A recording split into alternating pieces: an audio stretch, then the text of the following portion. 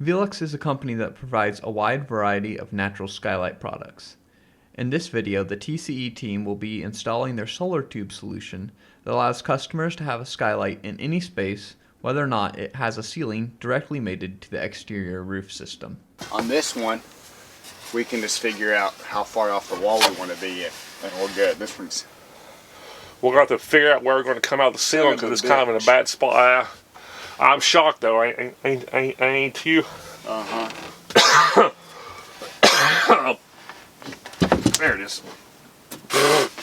It's snowing. I like that. Oh, no. Hey, Josh, can you grab this and just slide this sheet just kind of over there somewhere out of the way for now? Mm-hmm. Steven's probably got to come back here again and again anyway. And again some more. And again after that. So, what do we have? This fan should be in the center. Should be. Yeah, it's the same. 81. Right, let me see what we got. I gotta come over just a little bit more still. Right there, still close? You're like a quarter off, half inch I need off. to come towards you. Towards the drill bit, yep. There we go, that's on. Alright, let's see. That's gonna be close enough, close enough. 40 and 5/16. Yeah, that's a lot better. That's a lot better.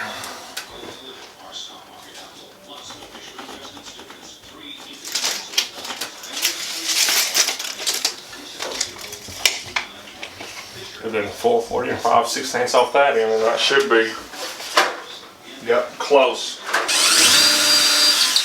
Yeah, I don't see them yet.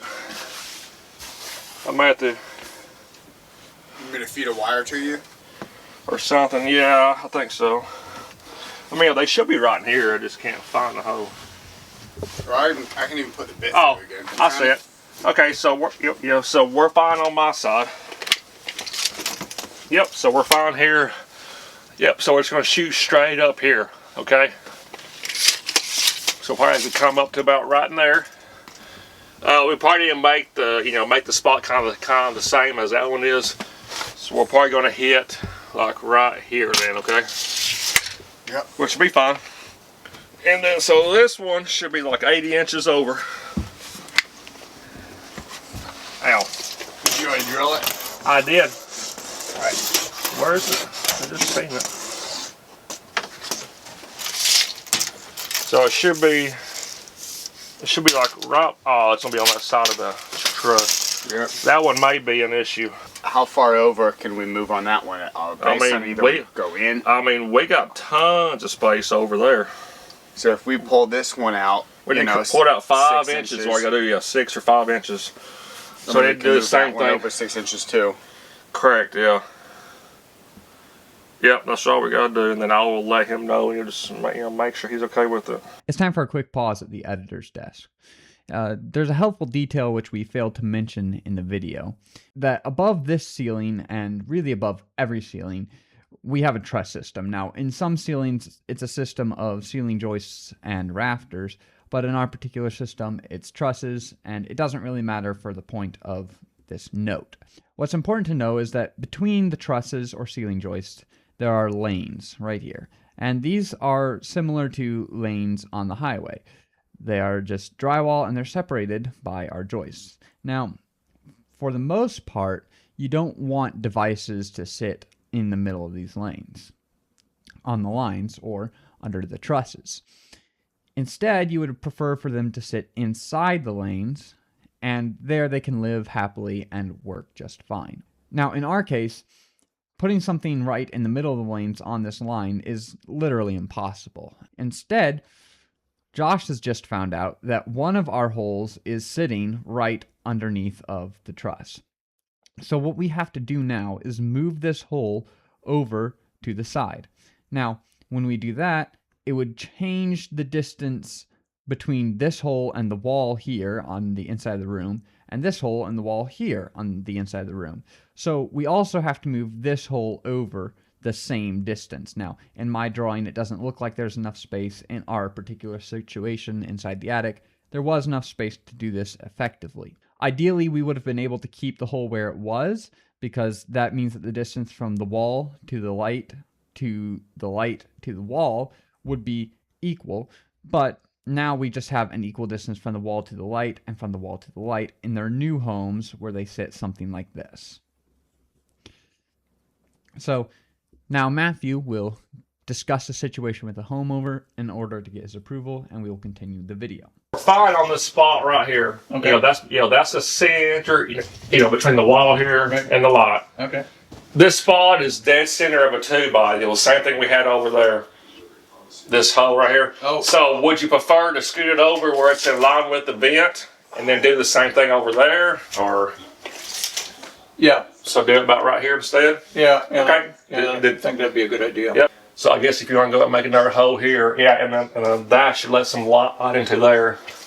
So then we're just going to bump that one over the same then.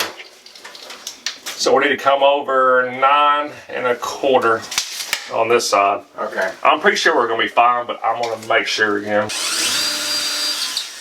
Then I'm going to go ahead and check, this spot up top. I'm pretty sure we're going to be fine, but just to make sure. A few moments later. He won't be too happy when he sees it. Well, no, he's but, going to get, yeah. He'll but be like fine. I said, at least, usually Teddy's the one making holes because I have him moving switches and all that stuff, and Oh, he's going to be running happy. wires and. Actually, we could just blame Teddy. Sure, because he'll be okay, yeah. Nah, that's fine. I'll take the fall with it, this time. It's a little small one, though. You already took the fall, man. Well, I didn't fall that far.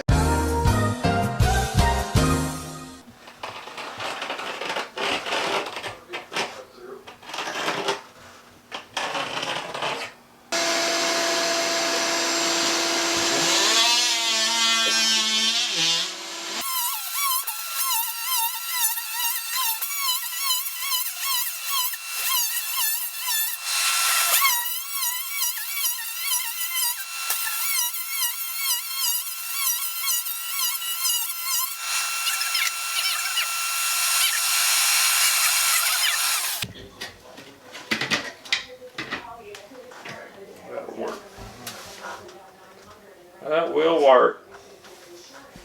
I think we just go straight up the top here. Yeah, we'll just go straight out. Sweet. Welcome back to the editor's desk. We're here again because there's another detail that really would be helpful for you to understand. Now, inside the attic, we're back in our lanes, and here are the joists that we're operating within, where our hole is in the middle of them. Let's go ahead and give these joists a little bit of depth so you can kind of see what they look like. So that's our 2x4 truss at the bottom, and there's this one. I'm running out of lead here. So what we have here is the hole that we just cut in the ceiling, and now what we need to do in order to complete the install of the Velux solar tubes is install the tube section, and that's the part that we're missing. So the Velux solar tube will come down and sit right around the hole that we just cut, and it'll pretty much just fill it up. Now we'll use brackets and so on in order to attach it firmly to the drywall, but that's how the solar tube is going to work. So with our first section of the solar tube installed, we will go on to install the next piece and the next piece all the way up until we reach the inside of the roof. Where we meet the pitch, we'll have to drill yet another hole. So then we'll put a clear cap on the outside. You'll see more of that in just a second. And the light will come down through the tube into the room. From the exterior, the Velux solar tubes look very similar to standard solid HVAC ducting, but they actually have a hidden secret on the interior surface of the tubes. This area is unique because it has a specialized polished surface that directs the light down the solar tube and focuses it onto a glass diffuser that goes at the bottom on the inside of your room, and from that you get the beautiful natural sunlight that you desire.